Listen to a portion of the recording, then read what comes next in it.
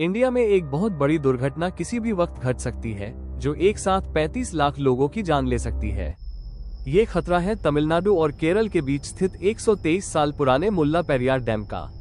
ये डैम अब टूटने की कगार पर है। अगर ये फट गया तो इसके आसपास के 5 जिले और उनमें रहने वाले लाखों लोग बाढ़ में बह सकते हैं। मुल्ला पेरियार डैम 1895 में बना था और तब से लेकर अब तक इसे 123 साल हो चुके हैं।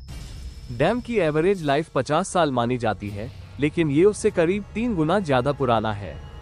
80 साल के बाद ही इसमें क्रैक्स और लीकेज आने लगे थे और अब ये स्थिति और भी खराब हो चुकी है। यूनाइटेड नेशंस से लेकर IIT Roorkee, state disaster management और कई बड़ी संस्थाओं ने इस डैम को खतरनाक घोषित किया है।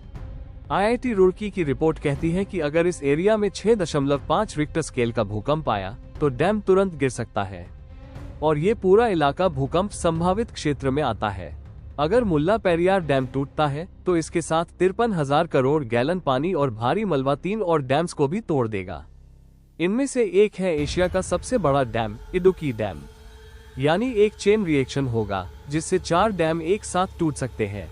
1979 में सिर्फ एक मोरबी डैम टूटा था गुजरात में और इससे 25,000 लोगों की जान चली गई थी। पूरे गांव बह गए थे, लाशें बिजली के तारों पर लटकी मिली थीं। अब सोचिए, अगर 4 डैम एक साथ टूटे तो क्या तबाही मचेगी।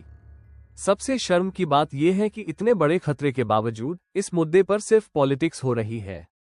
केरल और तमिलनाडु की सरकारें एक दूसरे पर जिम्मेदारी डाल रही हैं। दोनों में से कोई भी इस डैम की मरम्मत की पूरी जिम्मेदारी लेने को तैयार नहीं है। डैम की शुरुआत ब्रिटिश राज में हुई थी, जब मद्रास प्रेसिडेंसी के सूखाग्रस्त जिलों को पानी देने के लिए ट्रावनकोर राज्य से 999 साल की लीज पर जमीन ली गई। डैम बना और पानी मिलने लगा, लेकिन आज ये डैम केरल की जमीन पर है, जबकि इसे कंट्रोल करता है तमिलनाडु। यही विवाद की जड़ है। 1979 में ही इस डैम में दरारें आनी शुरू हुई और उसी साल मोरबी हादसा भी हो गया। फिर 1980 में 4.5 रिक्टर स्केल का भूकंप भी आया। तभी से जनता एक नया डैम बनाने की मांग कर रही है, लेकिन मांगें पूरी नहीं हुई, सिर्फ दीवारें मजबूत की गई। तमिलनाडु सरकार कहती है कि केरल सरकार मेंटेनेंस में रुकावट डालती है। वहीं केरल की मांग है कि या तो डैम में पानी का लेवल कम हो या एक नया डैम बनाया जाए, लेकिन वो डैम तमिलनाडु को कंट्रोल नहीं करने देंगे। यानी दोनों राज्य अपनी अपनी पोजीशन में अड़े हुए हैं। इन सब खींचतान के बीच सबसे ज्यादा नुकसान किसका हो रहा है? आम जनता का, जान का, घर का, भविष्य का। एक हादसा अगर हो गया तो नेशनल डिजास्टर फोर्स भी उसे संभाल नहीं पाएगी।